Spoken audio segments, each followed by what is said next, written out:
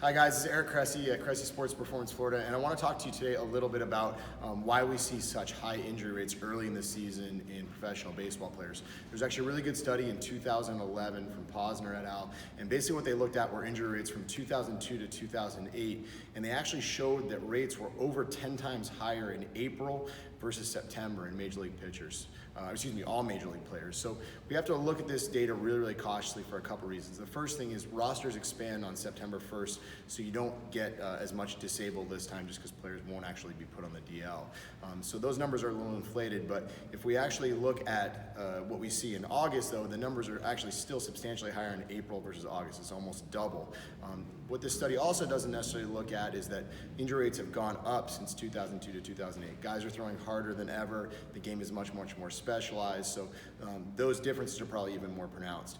What I think we have to appreciate above all else with this study is, though, it didn't look at what happens in February and March. We hear every year about this injury epidemic that takes place during spring training with a lot of Tommy John surgeries and lat strains and things like that. So that's a really big time for guys to get hurt, and I'm a big believer that one of the biggest problems that we see at that time of year is we see a lot of guys who have developed a quick increase in passive external rotation at the shoulder without a concurrent increase in motor control within that pattern. So what that means is when we go to start throwing, we gradually acquire a little bit more external rotation. The average pitcher is going to gain about 5 degrees of external rotation over the course of a season. So certainly there's going to be guys that gain 20 and guys who maybe don't gain much at all.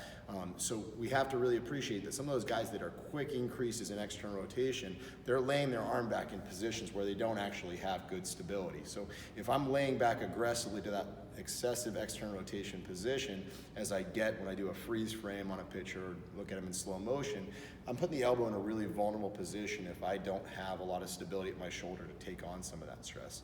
Likewise, we look at a lat. A lat is excessively lengthened in that position to create anterior stability and prevent that excessive external rotation. It's kind of a pre-stretch prior to acceleration.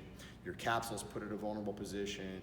Your biceps tendon is important for anterior stability in this position. So that aggressive layback position can give a lot of people problems if they aren't prepared for it. So what we tend to see is external rotation increase, not just right when guys start playing catch, but we can see certain things that maybe increase it more. We know that weighted ball stuff can probably increase external rotation more so than just throwing a 5-ounce ball. Why?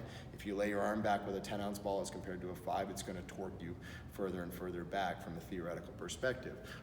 That said, you're also going to get a lot more separation when you throw off a mound. So mound stress tends to ramp up that crazy layback that we see. We maybe don't get quite as much with flat ground as we do with the mound. So when you see players that get to spring training, they maybe haven't done a whole lot of throwing. The second they ramp up aggressively and go to every other day bullpens and live BPs and game appearances, sometimes it can be just too much for the lack of stability that they have in that laid back position. So the solution to this is make sure your throwing programs aren't excessively aggressive early on. Spend a couple weeks working on catch play, gradually building up. Concurrently, make sure you're in a good strength conditioning and arm care program to develop good end range control of external rotation as you gradually work your way up. And above all else, don't wait too long to start your throwing program. For professional pitchers to wait to the second or third week in January and think they're going to be ready by the time mid-February rolls around is just going to put them in a really difficult spot. So as you see some of these injuries in spring training, you always want to kind of work backwards from them and think what they can mean for your developmental approach to throwing.